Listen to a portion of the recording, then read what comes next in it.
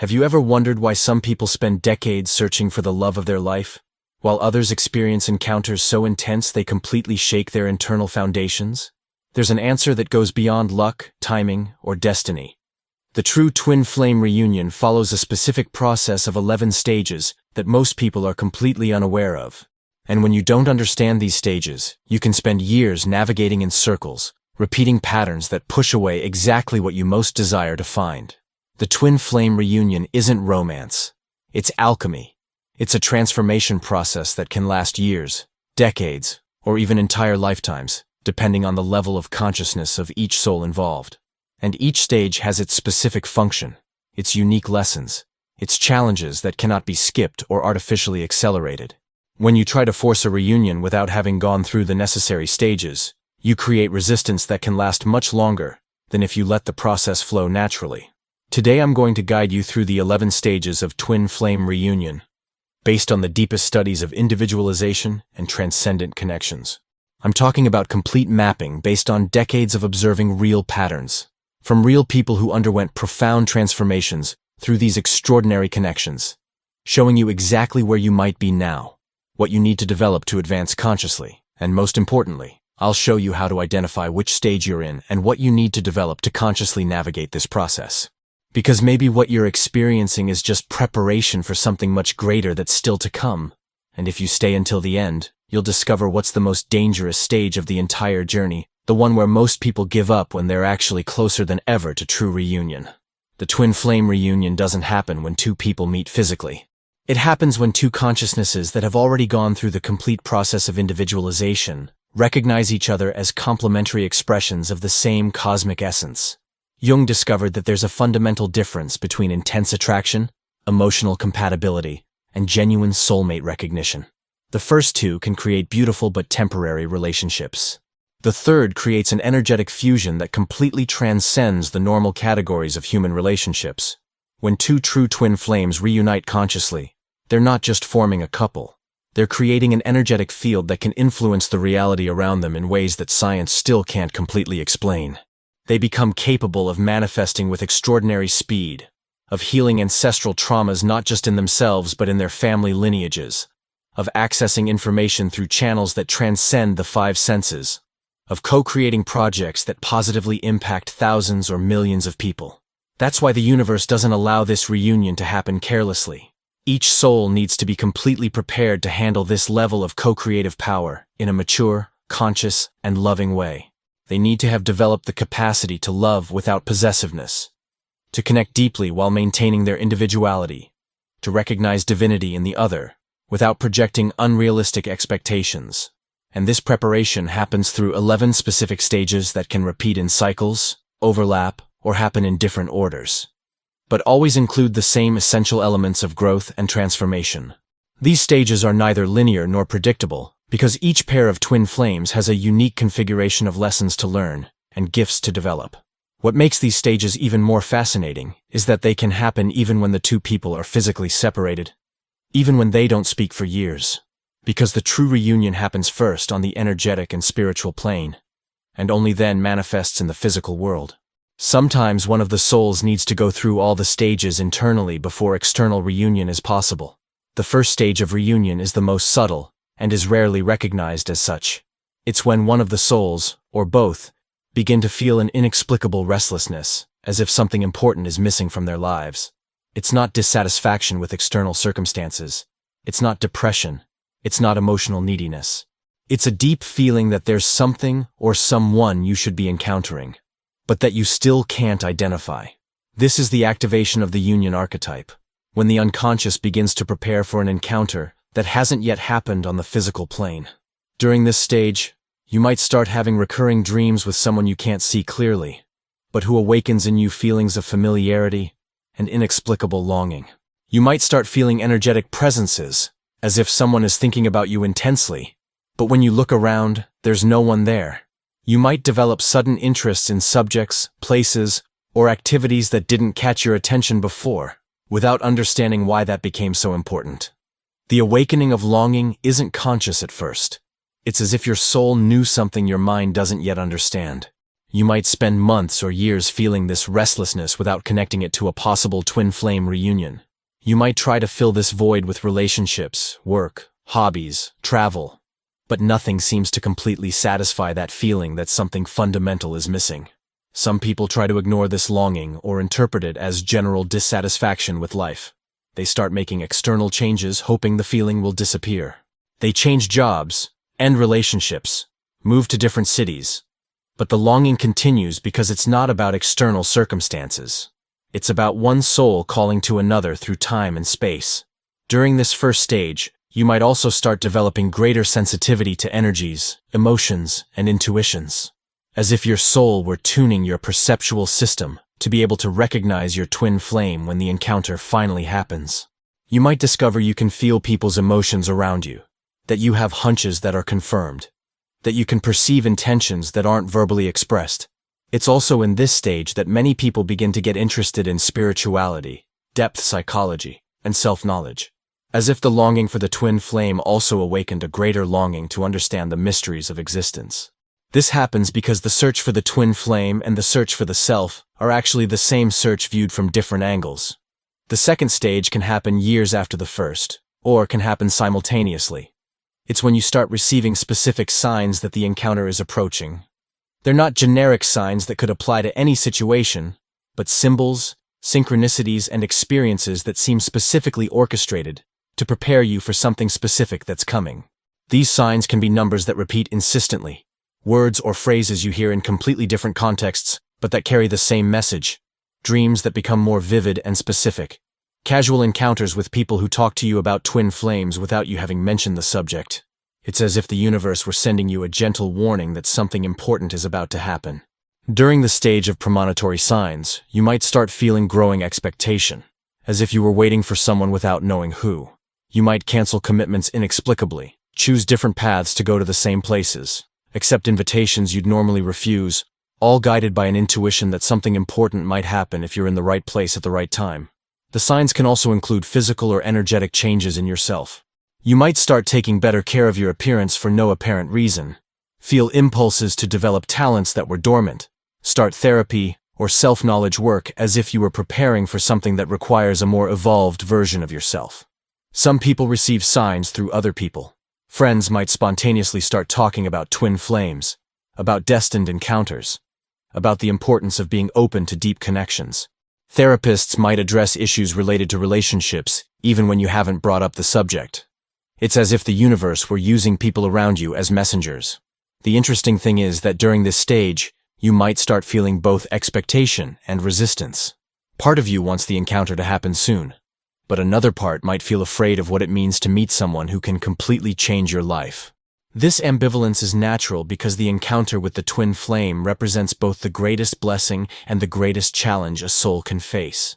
The premonitory signs can also include the natural end of relationships that weren't suitable for you, the conclusion of professional or personal cycles, the resolution of old family issues, as if the universe were clearing the path, removing obstacles and distractions so you're completely available when the encounter happens.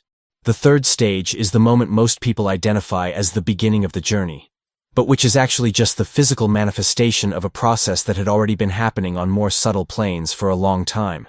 It's the moment of mutual recognition, when two souls look at each other and know, without a shadow of doubt, that they already knew each other, before even meeting in this life.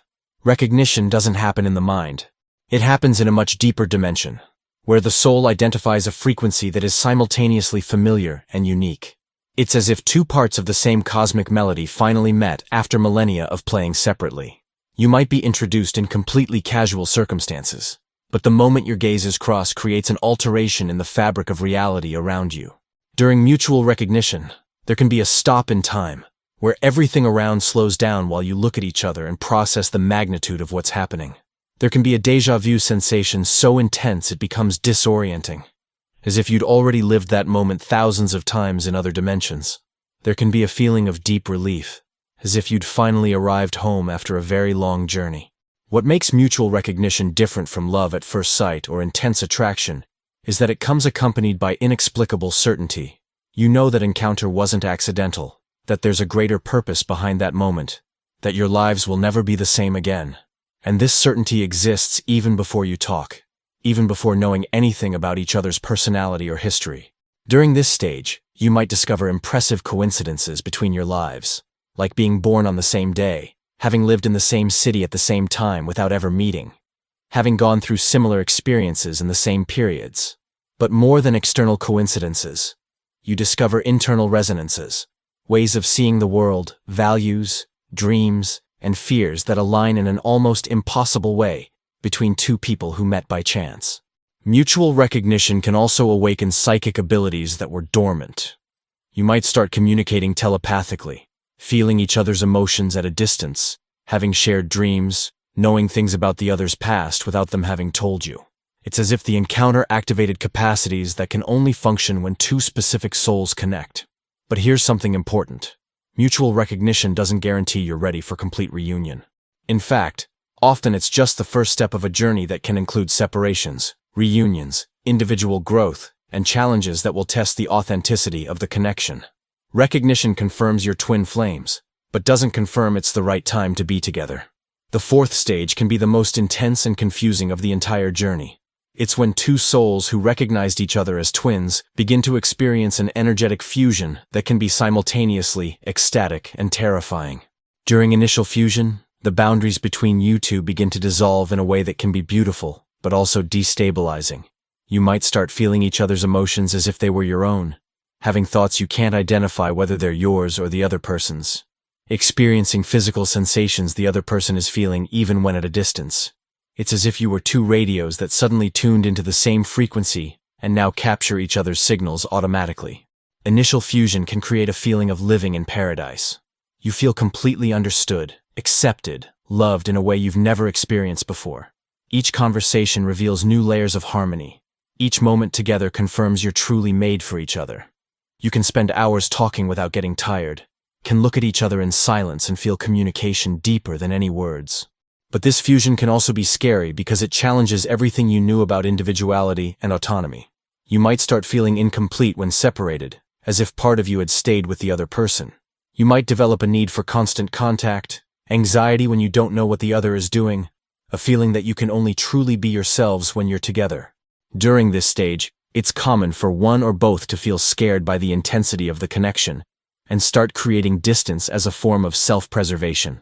The fusion can be so intense it activates deep fears of identity loss, abandonment, of not being able to sustain such powerful love.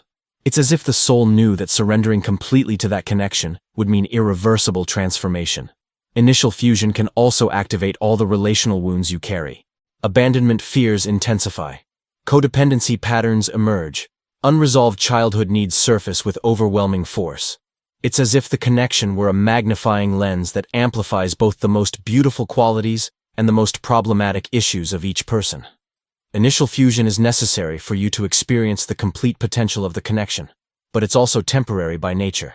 Two people cannot remain fused indefinitely without losing their individuality, and true twin flames need to maintain their uniqueness to be able to offer the connection the best of each. That's why after fusion always comes some type of separation or distancing that forces each to individuate again. The fifth stage is perhaps the most painful and misunderstood of the entire process. It's when, after the intensity of initial fusion, one or both souls feel the need to create distance to process the magnitude of what happened and to recover their individual identity. This separation doesn't happen from lack of love, but precisely because love was so intense, it threatened the psychological integrity of at least one person. During the necessary separation, you might go through a period of total confusion about what really happened between you. The person who pulls away might start questioning whether the connection was real or just an intense projection, whether it's worth risking their emotional stability for something so uncertain, whether it wouldn't be better to seek more predictable and safe relationships. The person who stays might feel rejected, abandoned, betrayed by whom they believe to be their twin flame. But here's what most people don't understand. This separation isn't the end of the journey, it's an essential part of it. Jung discovered that for two people to unite consciously as twin flames, each needs to first be complete individually. You can't build a healthy union from mutual need, codependency, or fusion where identities dissolve. You need to unite from conscious choice between two people who are already whole by themselves. The separation forces each to do the internal work they might never do if they remained in the comfort zone of intense connection.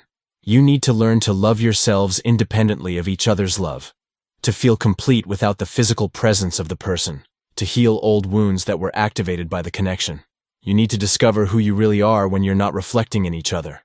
During this period, you might try to convince yourselves you should move on, that the connection was just a fantasy, that it's time to be realistic. You might start other relationships trying to prove to yourselves you can love other people the same way. You might move to different places, change jobs, do therapy to convince yourselves you need to forget that person. But no matter how much you try, the connection doesn't disappear. Even when you don't speak for months or years, even when you build completely separate lives, even when you do everything you can to move forward, something inside you remains connected. You might feel when the other is going through difficult times, might have dreams with each other, might feel inexplicable presences you know are from the other person. The necessary separation is also the moment when you might discover talents, capacities, and aspects of personality that only emerge when you're not under each other's direct energetic influence. You might become more creative, more independent, more confident. You might develop career, hobbies, friendships, projects that make you more interesting and fulfilled people. The purpose of this separation is to transform you from two people who complete each other into two complete people who choose to share their lives. And when this transformation happens, when you become genuinely whole individually, then you can be ready for conscious reunion that isn't based on need, but on mutual abundance. The sixth stage can begin months or years after separation, and often happens when you'd already given up any expectation of reunion. It's when each, working individually on their own growth, begins to develop the qualities that were missing to sustain a twin flame connection maturely. During parallel individual growth, you might not even know what the other is doing, but you're going through similar transformations that prepare you for eventual reunion.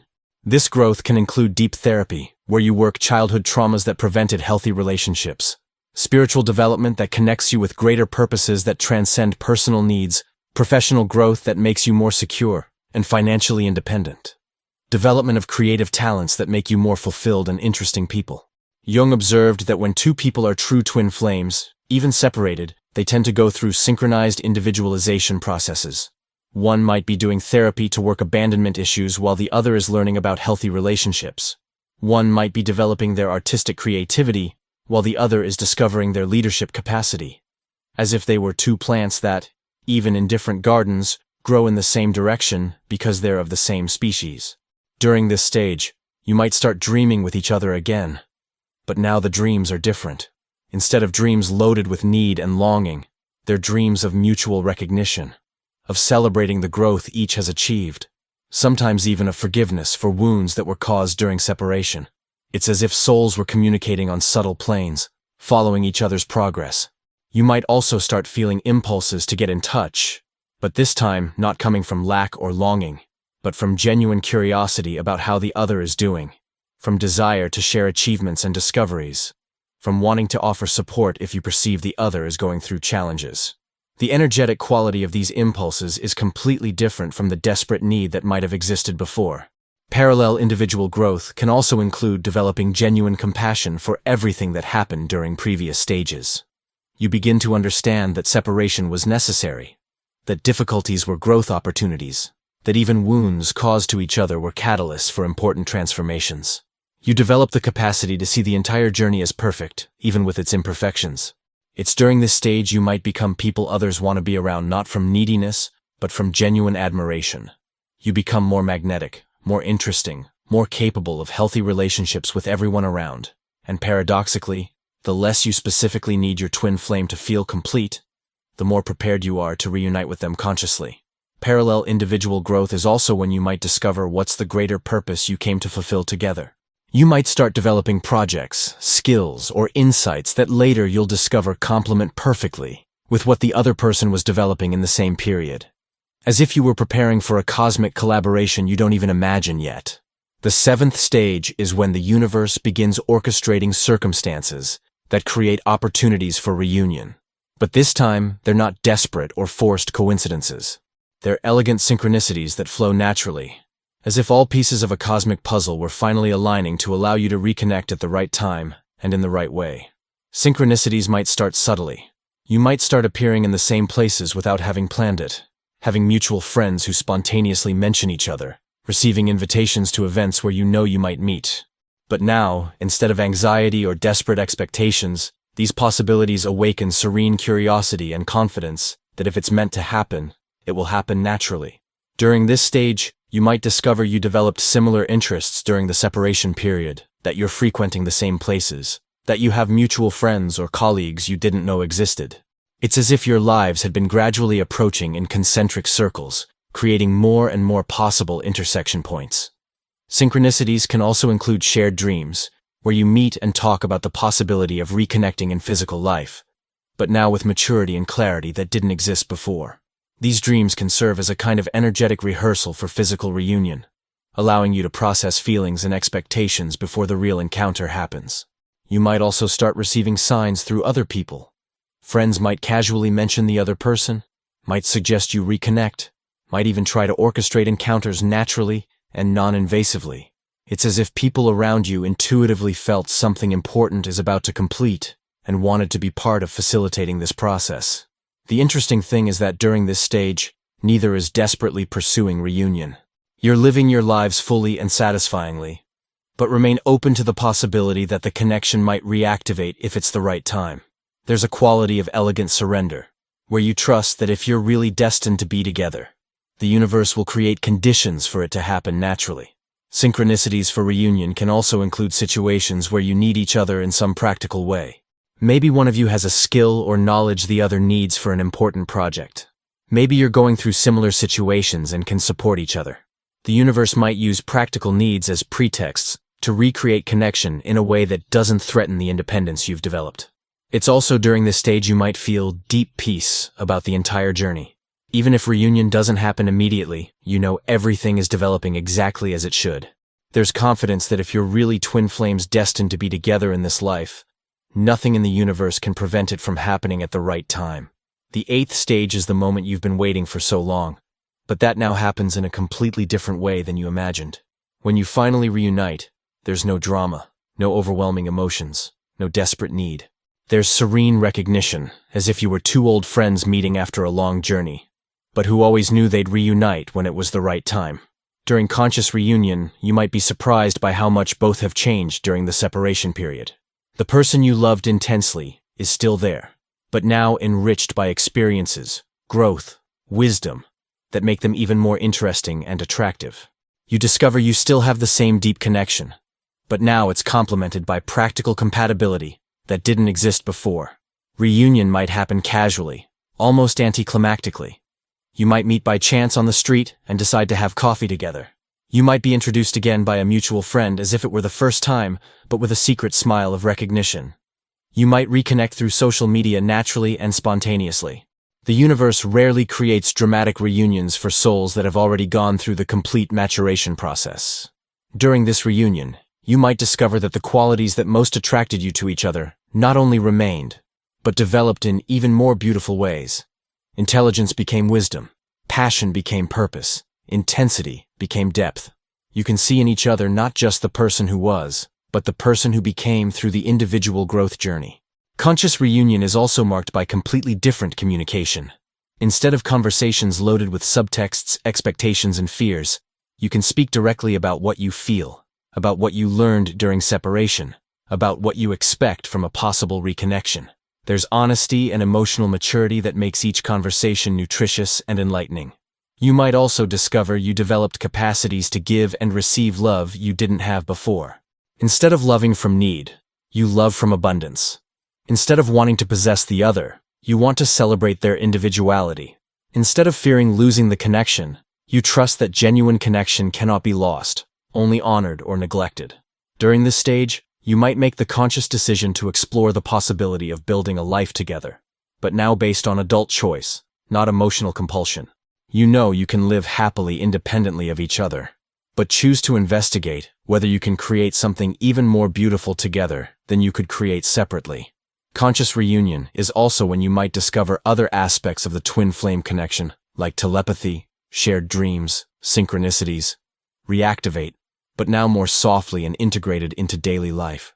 Instead of being phenomena that scare or destabilize you, they become natural and celebrated aspects of your connection.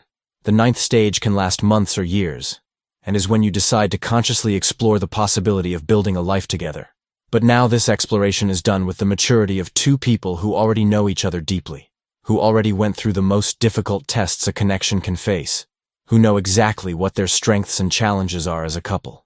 During exploration of new dynamics, you might discover you can navigate conflicts in a completely different way than before. Instead of dramatic fights that threaten the connection, you have constructive discussions that strengthen mutual understanding. You've developed the capacity to disagree without attacking each other, to express needs without making demands, to solve problems as a team instead of as adversaries. You might also discover that physical intimacy between you gained dimensions that completely transcend conventional sexuality. When two souls who genuinely recognize each other connect physically after a period of growth and maturation, they can experience levels of ecstasy and connection that touch spiritual dimensions of human experience. It's as if bodies became vehicles for communion of two cosmic essences. Exploration of new dynamics is also when you might discover what are the projects, purposes, or missions you came to fulfill together in this life. You might discover your skills and talents complement in a way that allows you to create something extraordinary in professional, artistic, humanitarian, or spiritual areas. Often, twin flames don't reunite just to be happy together, but to co-create something that serves a greater purpose. During this stage, you might decide to live together, marry, have children, or any other form of formalizing the union, but these decisions are made based on clarity and practical compatibility, not just romantic love. You know, love is just one of the necessary ingredients for a successful long-term partnership, and you make conscious decisions about how you want to structure shared life. Exploration can also include periods of questioning, where you ask yourselves if you really want to commit to the intensity a twin flame union requires. Even being a beautiful and deep connection, it also demands a level of constant personal growth, emotional honesty, energetic responsibility that isn't always comfortable. You might need time to decide if you're willing to assume this level of commitment to yourselves and to the connection. It's during this stage you might discover friends and family react differently to your relationship this time. If before people around you might have felt worried about the intensity or instability of the connection, now they might recognize you found something genuinely special and mature. The quality of energy between you inspires confidence instead of concern. Exploration of new dynamics is also when you begin integrating the twin flame connection with daily responsibilities and relationships. You learn how to maintain the spiritual depth of the connection while navigating practical aspects like finances, career, family, friends. You discover how to be twin flames while also being practical partners in modern life. The 10th stage is when you make the conscious decision to commit to each other, not just as souls who recognize each other, but as people who choose to build a life together based on shared values, common objectives, and practical compatibility. This commitment goes beyond romantic love and enters the territory of sacred partnership. During conscious commitment, you might create rituals or ceremonies that honor both the spiritual depth of the connection and the practical choice of building a life together. It might be a traditional wedding, it might be a private spiritual ceremony, it might simply be a deep conversation where you verbalize your intentions and mutual commitments. What's important is that it's a moment of conscious recognition of what you're choosing to create together. This stage is marked by a quality of surrender that is simultaneously total and free. You surrender completely to the connection, but without losing your individual identities. You commit totally to each other, but without giving up personal autonomy.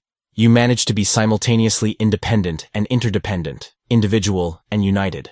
Conscious commitment can also include specific agreements about how you want to navigate the unique challenges a twin flame connection presents. You might agree on how you'll handle emotional intensity that sometimes arises, how you'll maintain space for individual growth within the union, how you'll use psychic capacities you might have developed ethically and lovingly. During this stage, you might discover you can support each other's growth in ways that accelerate both's personal evolution. Instead of feeling threatened by your partner's development, you feel inspired. Instead of competing, you collaborate. Instead of trying to keep the other small to feel secure, you celebrate each achievement and expansion. Conscious commitment is also when you might decide how you want to share the unique gifts of your connection with the world. Many twin flames discover they have a joint mission that can include teaching about conscious relationships, creating art that inspires others, developing humanitarian projects, or simply being an example that it's possible to love maturely and transcendently. It's in this stage you might start functioning as an energetic unit that positively influences all environments and people you interact with. Twin flame couples who reached this level of conscious commitment frequently become beacons of hope for other people still searching for deep and meaningful connections. Conscious commitment doesn't mean you'll never have challenges or conflicts again. It means you've developed the tools, maturity, and commitment necessary to navigate any storm that might arise, always keeping as priority the connection's well-being and mutual growth. During this stage, you might also discover the physical connection between you continues evolving and deepening. Twin flame couples who remain together for decades frequently report that intimacy continues expanding and revealing new dimensions throughout the years, as if they were explorers continuously discovering new territories of an infinite continent. The 11th and final stage is the most mysterious and sacred. It's when you truly become a conscious unit, maintaining your individualities, but operating as a single creative force that impacts the world significantly and durably. During transcendent union, you discover you're capable of manifesting realities, healing people and situations, accessing wisdom, and creating beauty in ways neither could achieve alone. This isn't a stage reached quickly. It can take decades of shared life, joint growth, overcoming challenges side by side for two twin flames to reach this level of transcendent union. But when it happens, it's as if you became cosmic alchemists, capable of transforming any situation, relationship, or environment through the quality of love you radiate. During transcendent union, psychic capacities you might have developed individually combine and amplify. You can communicate telepathically with impressive precision, can energetically influence situations at a distance, can access information through intuitive channels that guide you in important decisions, not just for yourselves, but for projects that benefit many other people. Couples who reach this stage frequently become natural mentors for other people on twin flame journeys. Not because they promote themselves as experts, but because the quality of connection they demonstrate inspires hope and offers concrete example that it's possible for two human beings to love each other transcendently while maintaining their humanity. Transcendent union is also marked by a capacity to navigate life with almost magical synchronicity. Important decisions are made through shared wisdom that rarely leads them down wrong paths. Opportunities appear naturally, obstacles dissolve with surprising ease, and there's general feeling they're being supported by benevolent forces of the universe. During this stage, you might discover your love for each other expanded to include love for all humanity. Your connection becomes a source of compassion that extends far beyond personal relationship and touches the lives of all people you interact with. You become channels of love that is simultaneously personal and universal. It's in this stage many twin flame couples discover they came together not just to be happy, but to be of service. They might develop joint work that heals, inspires, educates, or elevates other people. They might become examples that relationships can be based on mutual growth, respect, passion, and purpose simultaneously. Transcendent union doesn't mean perfection. You continue being humans with limitations, flaws, moments of tiredness and irritation. But you've developed a capacity to navigate these humanities with humor, compassion, and perspective. You manage to be simultaneously divine and human, transcendent and practical, spiritual and sensual. Couples who reach this final stage frequently report feeling as if they were two expressions of a single soul that finally learned to dance with itself. There's harmony, fluidity, naturalness in the way you move through life together that inspires not just admiration, but hope that true love doesn't just exist, but is possible to be lived in the real world. During transcendent union, you might also discover you left a legacy that goes far beyond your relationship. Children you had, people you influenced, projects you created, love you radiated. All of this becomes part of a greater contribution to human consciousness evolution. You became part of the answer to the question many people ask, is it worth believing in true love?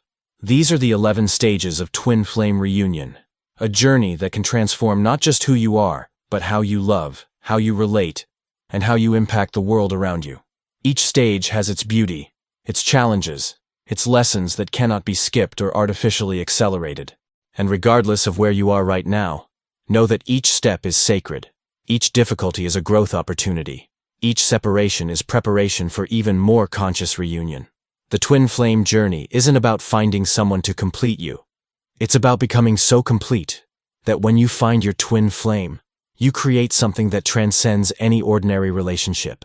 It's about discovering that true love isn't possession, but freedom. It's not need, but choice.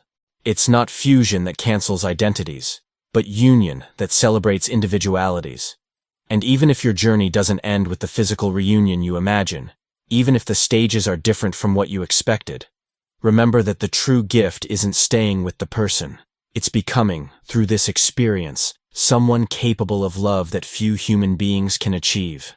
No one can take that from you, and that changes everything in your life.